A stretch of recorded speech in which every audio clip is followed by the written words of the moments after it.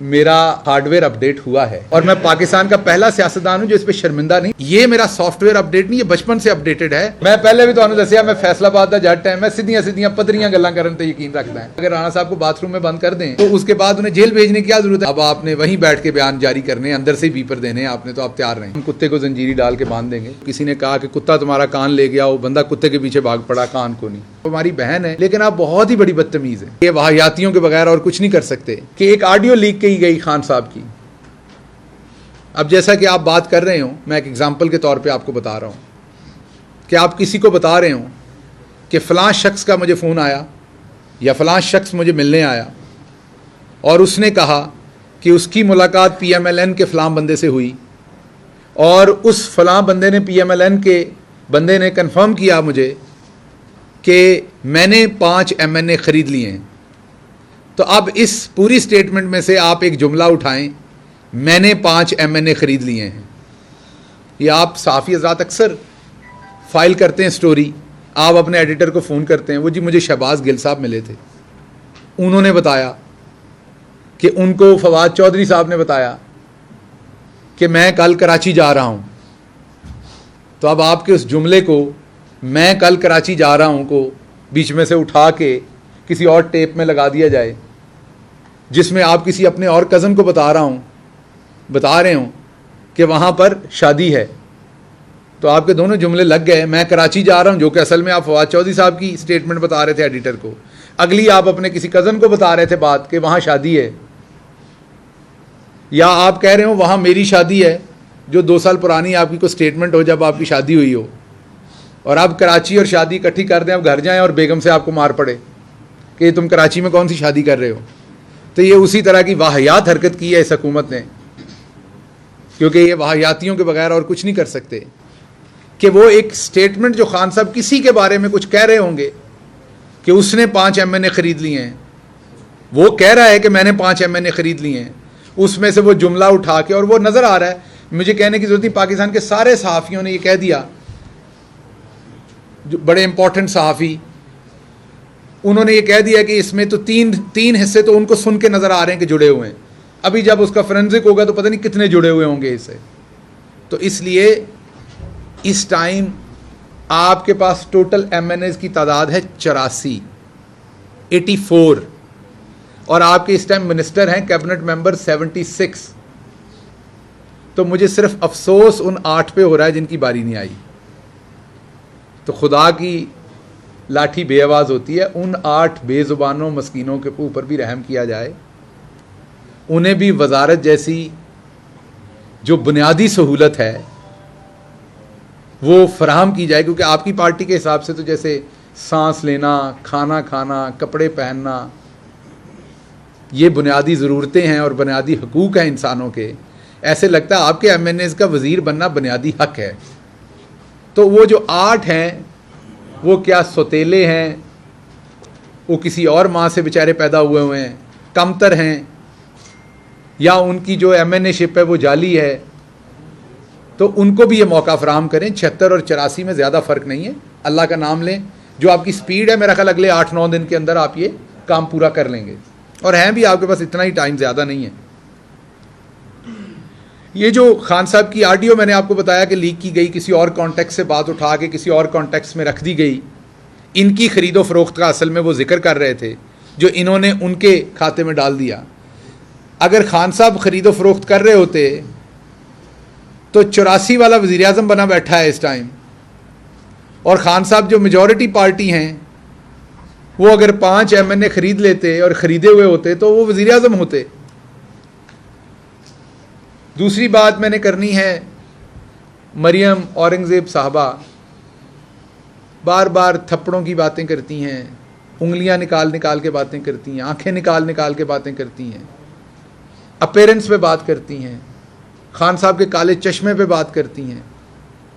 मरियम औरंगज़ेब साहबा ये ना किया करें, ये बदतमीज़ी है, बद तहजीबी है जो आपने बचपन से नहीं सीखी हुई। अब हमारी बहन है लेकिन आप बहुत ही बड़ी बदतमीज़ हैं। लॉन्ग मार्च में ये शहर कंटेनरों से भर दिया गया है पूरी तरह से। मैं एक तो पंजाब के वज़ीर दाखिला साहब की तवज्जो इस पर लाना चाहता हूँ और KPK के वज़ीर दाखिला की तवज्जो इस तरफ लाना चाहता हूँ कि ये कंटेनर इस्लामाबाद के अंदर मैन्युफैक्चर नहीं होते, ये आपकी तरफ से आ रहे हैं। तो आपको बिल्कुल इस पे देखना चाहिए।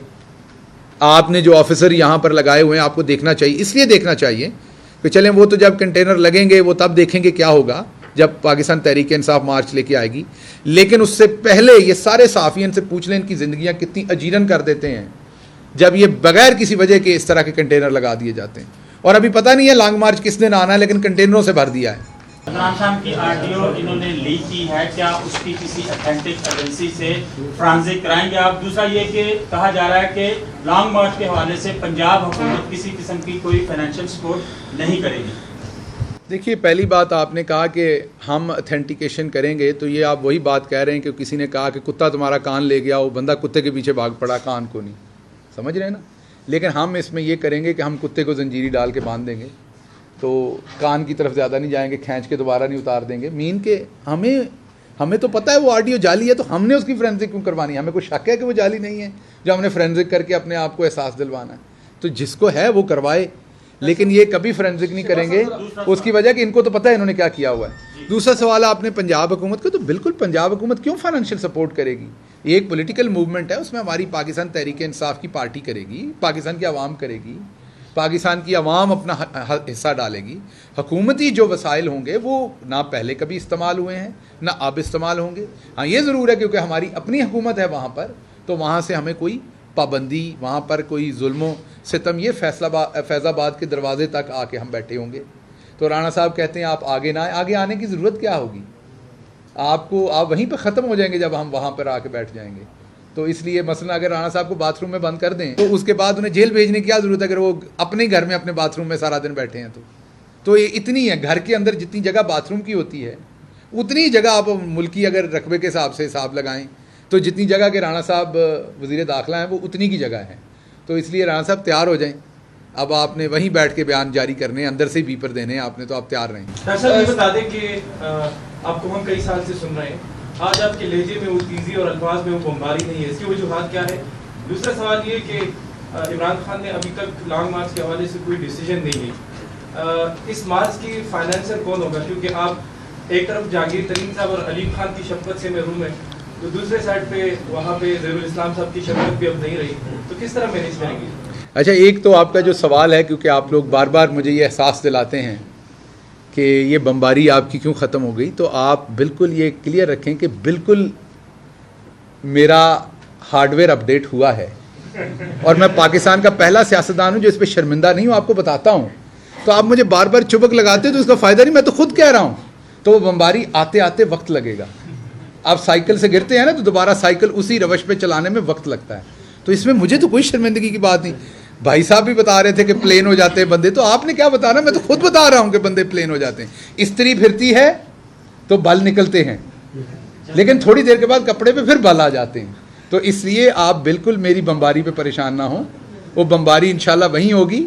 अभी थोड़ा सा वक्त दे दें, थोड़ी सी चीज़ें बेहतर होने दें, तो मेरी बमबारी वहीं होगी। लेकिन सिर्फ आप ये बताएं कि अगर मैं यहाँ बैठा हूँ तो मेरे ख्याल में आप एक मिडिल क्लास में से हैं, ये आपके लिए काफ़ी फ़ख्र की बात है कि उस सब के बाद भी मैं आपके साथ बैठा हूँ।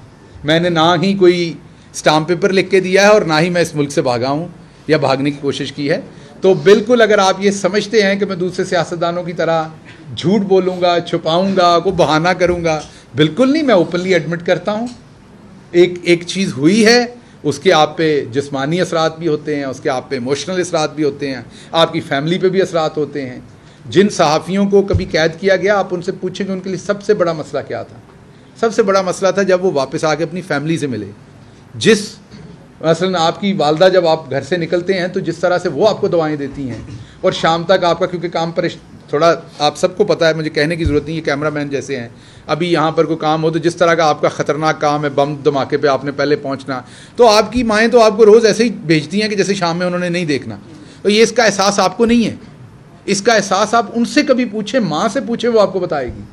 तो जो मेरे बुज़ुर्ग हैं, जो मेरे घर के अंदर, वालदा तो मेरी ज़िंदा नहीं है, लेकिन जो मेरे बुज़ुर्ग हैं, जो मेरे ऐसे प्यार करने वाली मेरी माएँ हैं, उनकी जब मैंने वापस जाके आंखें देखी हैं, मैं आपको सिर्फ एक बता देता हूँ कि मेरी ये खाला हैं जिनकी बनाई आधी रह गई है इस अरसे में जब मैं अंदर था रो रो के।